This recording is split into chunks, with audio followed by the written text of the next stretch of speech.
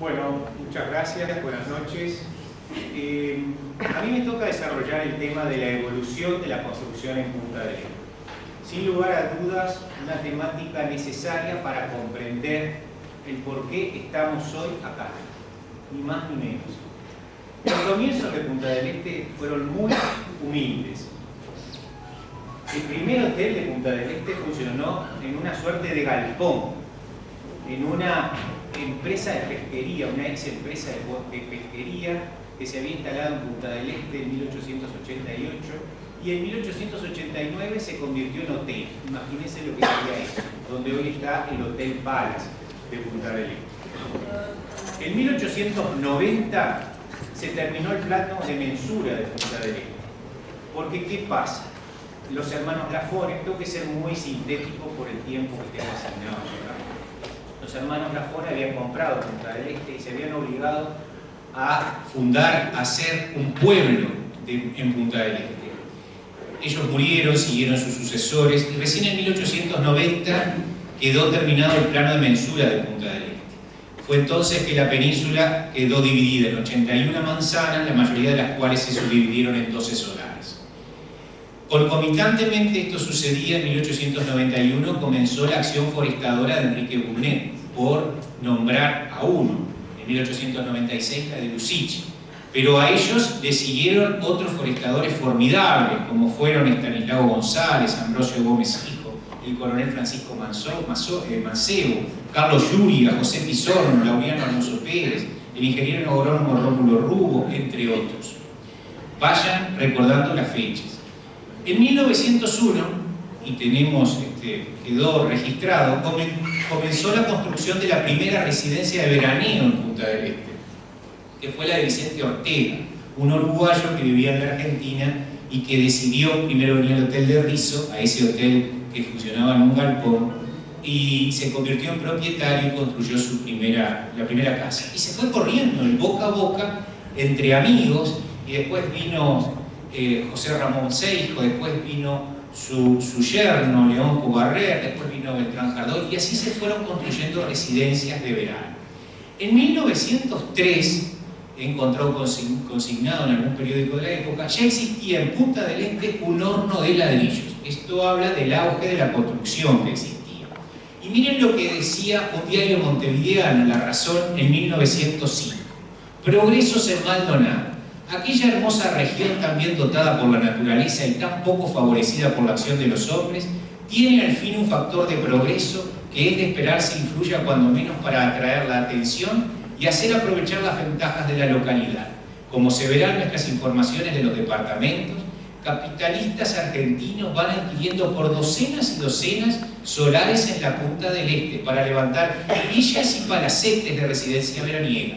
1905, La Razón de Montevideo. Y sigue más adelante. La construcción de 30 o 40 palacetes en Punta del Este con sus jardines y dependencias va a formar un plantel de la ciudad moderna y a dar a Maldonado un elemento de vida considerable. No miramos la cosa tan solo por el resultado inmediato, sino que convencidos de cuánto bueno encierra la región para la industria y el trabajo, los mismos temas que estamos considerando ahora.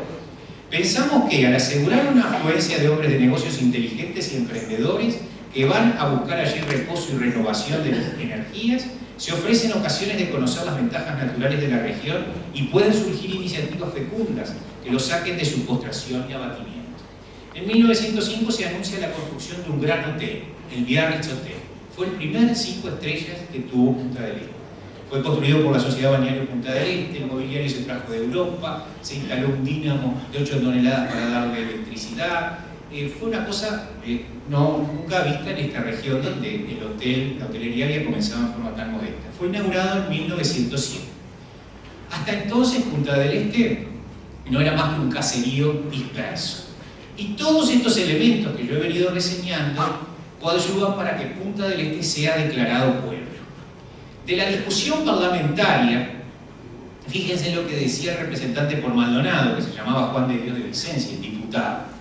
Transcribo, que la formación de un pueblo en la extremidad oriental del hermoso puerto de Maldonado está dando motivo a la inversión de fuertes capitales en la construcción de edificios modernos y hasta de un hotel en el que, según se ha presupuestado, se alcanza a invertir la suma de 200.000 pesos. esa declaración oficial de pueblo, él fue el que bregaba por la declaración oficial, traerá como consecuencias, como he dicho antes, la designación de las autoridades administrativas, que el cumplimiento de sus deberes cuidarán que esas construcciones se hagan sujetándose a un plan determinado, hasta que no comience a hacerse una población en condiciones defectuosas, creando males que después sería imposible corregir. O sea que la concreción de la oficialización de la declaratoria por el pueblo no surge de las autoridades, surge de la presión que se iba creando en Punta del Este con esa construcción, con esa afluencia de turistas a principios del siglo XX, ¿verdad? Podemos decir presionado por las circunstancias. Y este diputado decía, bien, había que ordenar esa formación para que después no se crearan males que no se podían remediar. El 5 de julio de 1907 se dicta la ley que declara oficialmente pueblo a Punta del Este. Seguimos en este galope por la historia. En 1910 se habilita el British House y en 1911 el Gran Hotel España. Dos hoteles que vinieron a complementar la oferta hotelera, que era imprescindible, parte de la columna vertebral por la cual pasa y pasaba el turismo también entonces. Por esos años se construye la carretera, la actual Rambla Williman, que era un camino de macadam, obviamente, entre el balneario y Maldonado. Hasta entonces no había ninguna carretera, había que venir por la costa, por mar, entre las dunas. En 1910 se instaló el agua corriente y en 1916 la luz eléctrica. En la década siguiente, la del 20 y 30, 1920-1930, se dotó a Punta del Este de una importante infraestructura. Señalo dos importantes logros únicamente. En 1929, la carretera al bosque municipal, hoy conocido como Jahuel, la actual avenida Pedragosa Sierra. Y en 1930 llegó el ferrocarril. Entonces no llegaba a Punta del Este, llegaba hasta Maldonado y tardíamente en 1910. Para entonces los extensos bosques que se habían comenzado a plantar en 1891 ya eran una realidad y llegaban casi hasta el comienzo de la península, con algunos blancos, ¿verdad? Pero la vida edilicia de Punta del Este se limitaba a la península. Su centro era la actual calle Diestra, que pasa por el frente al faro, que era el Hotel España, donde estaba el océano, Ocean. A fines de la década del 30, en 1938, se cambia el eje del balneario. Fíjense cómo van evolucionando las cosas. Se construye el Hotel Casino Punta del Este, luego denominado Nogaró, surgen los hoteles Migues y Playa, la confitería La Fragata, se comienza a utilizar la Playa Brava. El eje o centro del balneario cambia. ¿Cambia a dónde? A la calle Gorlero, se desplaza hacia Gorlero. Surgen entonces, en realidad un poco antes, las dos primeras urbanizaciones del balneario. Palm Beach en 1936 y San Rafael en 1937. Punta del Este se expande hacia el bosque. Surgen los barrios Jardín, que durante décadas han caracterizado el balneario. Pascual Gataz emprendió su primera obra de urbanización en 40 hectáreas, Palm Beach. El arquitecto Juan Paseiro fue quien con artística prolijidad trazó sus calles, configuró sus manzanas y determinó el lugar de las plantaciones de los árboles, que Gataz siguió haciendo. En 1937 el contador José Pizorno adquirió 10 lotes de 15 hectáreas cada uno, es decir, 150 hectáreas sobre la playa San Rafael y comenzó a plantar pinos. Se asoció con el español Laureano Alonso Pérez y Manuel Lucich y formaron la firma Fomento de San Rafael, la famosa FOSAR, y así se urbanizó y formó el barrio San Rafael. En 1940 la Intendencia elaboró la primera ordenanza municipal de fraccionamiento, que entre otros aspectos determinaba las dimensiones mínimas de los solares según zona. Entró en vigencia en 1946. Luego se formarían otras urbanizaciones en el bosque, la urbanización Cantegrí, de Mauricio Littman, Punta Ballena, de la mano del genial Bonet, Antonio Bonet, el Parque Médanos de San Rafael, S.A., con Pedro Berro, Antonio Marta y Óscar Cadamartori, el barrio Parque del Golf, S.A., etc. Tal vez quien determinó mejor los lineamientos de este tipo de barrios, barrio jardín, fue el arquitecto Bonet. Primero, tomar el bosque y la playa como elementos primordiales. Segundo, concebir el bosque como una unidad, evitando su parcelación geométrica. Tercero, suplantar las calles perpendiculares por senderos. Cuarto, diferenciar las zonas de residencia de las zonas de uso público y ubicar estas últimas estratégicamente. Quinto, planificar grandes lotes para evitar la congestión urbana. y sexto, efectuar una tala racional y estudiada. El arquitecto argentino Horacio Rabasani, que muchos lo habrán conocido, se refería a aquellas urbanizaciones diciendo: estos barrios tenían en su urbanización la trilogía perfecta.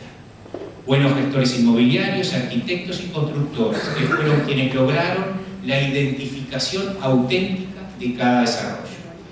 En 1948 se construyó el edificio Pinar, en las calles 20 y 29, frente a los Caracoles.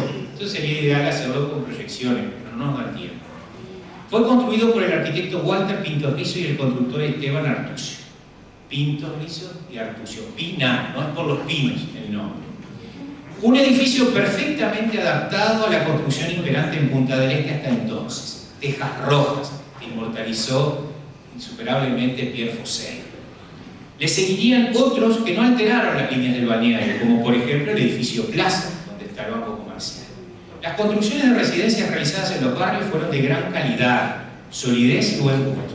Eso era la línea común. Recordamos a algunos de sus arquitectos: Pérez del Castillo, Armando Dans, García Locena, Boxer Anaya, Francisco Lazar, Elías Jurich, Juan Escaso, Arturo Ducur, Jorge Herrán, entre otros. Una década después, irrumpen los edificios de gran altura. Cambia la fisonomía del balneario. Corría el año 1956 cuando se anunció la construcción del edificio Vanguardia, acá atrás. El primero de los 4 bloques se levantó en 1957 y la última etapa finalizó en 1959-60. El proyecto era del arquitecto Julio C. Aranda y la empresa constructora fue Isola y Armas. Propietario, Mauricio Littman y asociados. En 1956 se presentó en la Liga de Fomento el plan regulador de Maldonado de los arquitectos Guillermo Jones Odriozola, Francisco Villegas Berro y Carlos Oró. No se tuvo en cuenta. 5 minutos. Perfecto. En 1957 comenzó la construcción del edificio El Grillo, en Parada 15. También en esa época el edificio Puerto, del arquitecto Guillermo Gómez Platero. En 1959 se inauguró el edificio Península. También en el 59 la Isla de Gorriti. Todos los edificios reseñados responden a la corriente arquitectónica de la época, el racionalismo. La invasión del paisaje por moles con forma de pantalla tuvo graves consecuencias, como ser el corte visual y la voluminosa sombra que arroja. Y existieron entonces, como ahora, dos visiones opuestas. En 1959, en un editorial del País, decía: esta verdadera invasión de rascacielos en todos los espacios disponibles terminará con el balneario a breve plazo. Bastará que se permita la construcción en la costanera desde el Grillo hasta San Rafael para que 2 inmensos muros de cemento arruinen el paisaje, clima y serenidad de todas las zonas que grandes parques se han forjado. Por su parte le respondía Pinto Rizo, que entonces era el presidente de la Cámara de Propiedad Horizontal: grandes edificios en forma creciente se seguirán levantando en la península y al borde de la costanera, y será tarea importante que estos guarden belleza y carácter adecuado a la zona, y las autoridades hagan cumplir las ordenanzas. Él decía que donde podían albergarse 10.000 personas iban a entrar 40 o 50.000. Y además decía que tenían que estar acompañados por enjardinados que deberán reservarse entre los edificios. Los edificios en altura continuaron construyéndose. En 1963 comenzó la construcción de la primera torre en Punta del Este. Se trató del edificio Opus Alfa, ubicados en la Parada 2 y Playa Brava, todos lo ubicarán. Fue un tipo de construcción preferida frente a las enormes masas que constituían los edificios racionalistas. La novedosa planta en Y garantizaba la vista en 360 grados, arrojaba sombras mucho menores y mayor rapidez de movimiento. También su figura era más esbelta y permitía la visualización. Con las torres reducen al mínimo los efectos negativos de las pantallas. En la década del 70 el arquitecto Pinto Rizo construyó varias torres. Igual cosa hizo posteriormente Safema, Estudio 5, Norte Construcciones, entre otros. Por la misma época surgieron unas especies de edificios de 4 plantas que ocupan casi la totalidad del terreno sobre la Rambla Wilma. Y en los años 70 y 80 se planteó la discusión sobre la conveniencia o no de las torres. Cambiaron la fisonomía del balneario, se temió por la desaparición del bosque, pero se concluyó que lo más importante no es la altura que alcanza un edificio, sino el aprovechamiento del suelo. A diferencia de las torres, los edificios de 3 o 4 plantas forman muchas veces una barrera inexpugnable, una suerte de barricada de mampostería que oculta el bosque de la playa y elimina el verde del catálogo visual. En 1986 se fundó el Grupo Bosque como defensa de los bosques, justamente. Y bueno, respecto de las torres, hay expresiones que no puedo transcribir porque no me da el tiempo, de Guillermo Gómez Platero a favor, y de la Comisión Técnica de la Unión Vecinal del 2004, que la publicó en la SAB, que preguntaba: ¿qué Punta del Este queremos? ¿Queremos calidad de vida o queremos repetir los mismos problemas de las grandes ciudades? ¿Se está buscando más allá lo que antes ofrecía Punta del Este, refiriéndose a la Barra y a José Ignacio? ¿Por qué en Europa hoy se devuelven torres? La torre es sinónimo de masificación y destrucción del medio ambiente, decía la Unión Vecinal, y bregaba por la adecuación y creación de normas urbanísticas de contención y regulación del crecimiento urbano por el método de revisión continua de adecuación de las normas edilicias acorde a la dinámica de la conservación ambiental. Ya voy terminando. ¿Qué opinamos los locales? Es decir, quienes somos oriundos de la zona. En mi caso, por 4 generaciones, y contamos a mi hija 5, a mis hijas 5. Somos un producto del turismo. Durante varias generaciones hemos vivido y hemos hecho del turismo nuestro medio de vida. Entendemos que el progreso y prosperidad de la zona debe asegurarse para las generaciones venideras. Solo preservando el medio ambiente, las bellezas locales y el entorno amistoso de la zona será eso posible.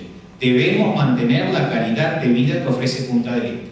Los hechos urbanos y paisajísticos deben aumentar la identidad del ambiente cultural del lugar, respetando a sus habitantes y a la comunidad en general. Y les voy a transcribir algo, les voy a leer algo que transcribí, y ya termino, del arquitecto Julio Vilamajó, que lo dijo en 1943.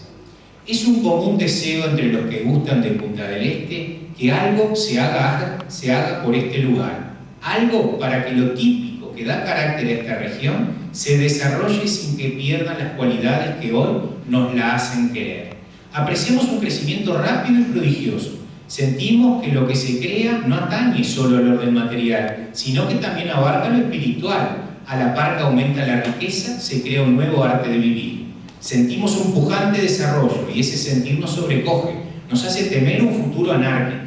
Tememos que se pierdan los hilos que guían su equilibrio. Tememos que el ambiente, que hoy tiene una armonía tan sugestiva, se transforme en un conjunto sin interés y que este rincón que hoy nos enamora pierda su encanto.